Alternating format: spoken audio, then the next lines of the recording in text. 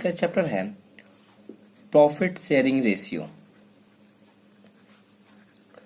मतलब हम लोग कैसे प्रॉफिट को शेयर करते हैं due to admission of new partner. हम लोग अब फिलहाल एडमिशन के लिए कर रहे हैं, तो हम लोग क्या पढ़ रहे हैं कि प्रॉफिट शेयरिंग रेशियो कैसे जो है वो शेयर किया जाता है। कुछ एग्जांपल्स देंगे, उस एग्जांपल्स के बेस पे ही एग्जाम में क्वेश्चंस भी आते हैं। Example 1, let's suppose A and B are the partner. A and B are the partner sharing profit and losses in the ratio of 3:2. They admitted C as new partner for 1/5 share. You have to find out new profit sharing ratio and sacrificing ratio।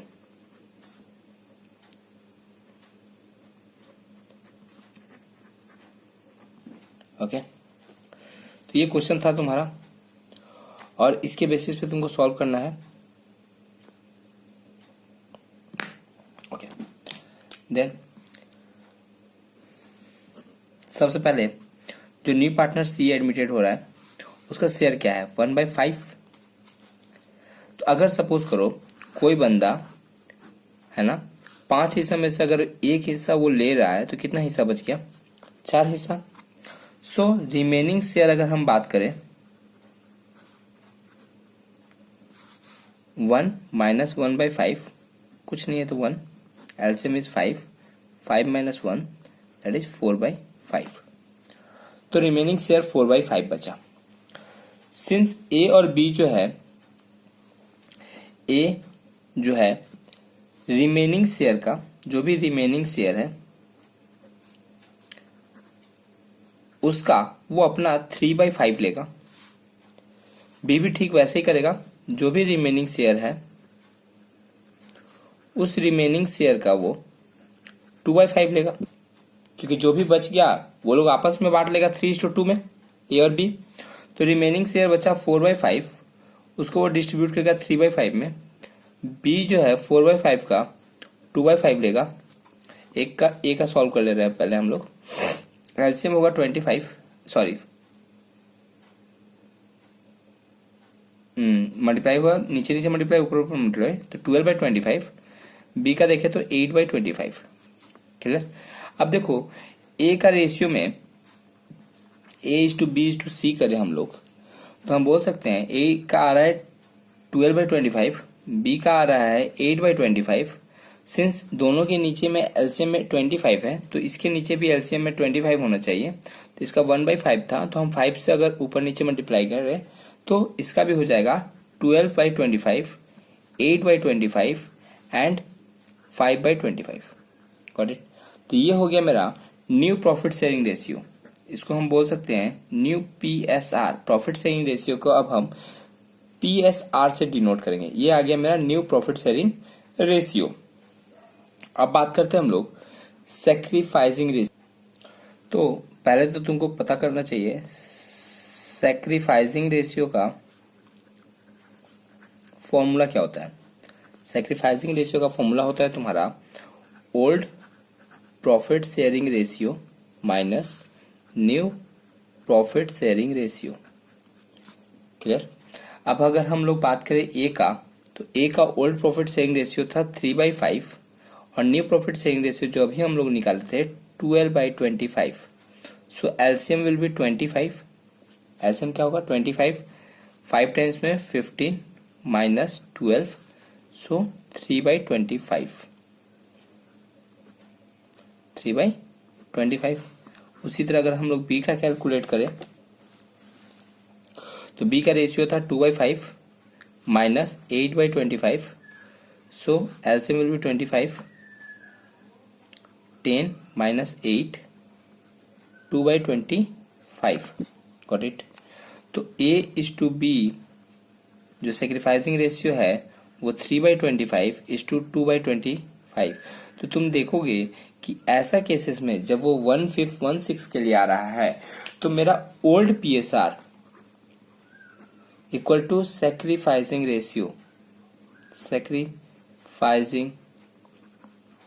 Ratio. जब मेरा वो बंदा जो है 1/5 1/6 1/7 ऐसे के लिए आएगा ना तो मेरा ओल्ड एग्जाम्पल 2 क्वेश्चन कुछ ऐसा है, A/B profit sharing ratio 5:3 they admitted C for 1/5 of A and 2/3 of B. Find new PSR, new profit sharing ratio and sacrificing ratio. तुमको न्यू प्रॉफिट शेयरिंग रेशियो निकालना है और सैक्रिफाइसिंग रेशियो निकालना है। देखोगे इस क्वेश्चन के अंदर में वर्ड यूज किया गया है ऑफ। क्लियर? तो इसके लिए स्पेशली कैसे होता है, सी का अगर हम निकालें वो ए का 1/5 लेगा प्लस बी का 2/3। क्लियर? अब ए का अगर हम लोग हिस्सा देखें तो 3/5 था, उसका वो 1/5 लेगा, प्लस बी का हिस्सा देखें तो 2/5 था, वो उसका 2/3 लेगा। मल्टीप्लिकेशन कर रहे हैं तो 3/25 प्लस मल्टीप्लिकेशन कर रहे हैं 4/15। LCM will be 75। LCM will be 75। LCM कितना होगा 75। 25 5 जा 25 3 जा तो 3 3 जा 9 प्लस 5 जा 20, सो 29/75। Got it?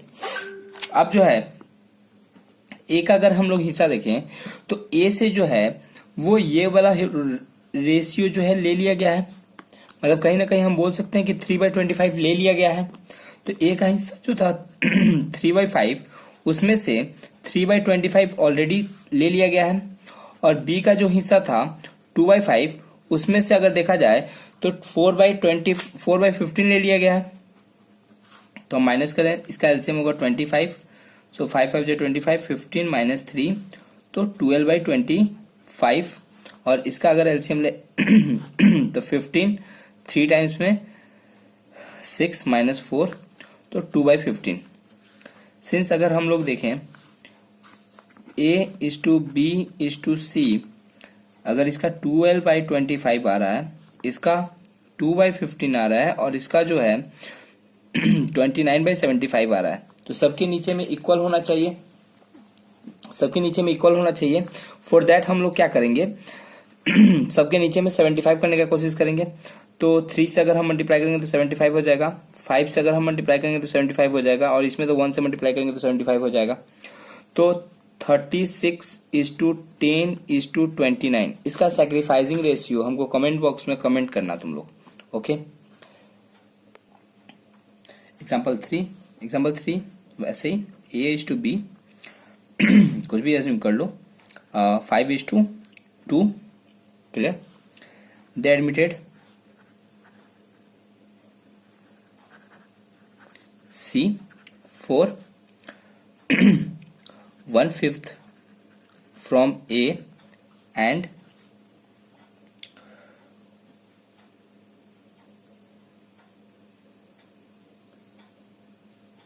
2/9 from B।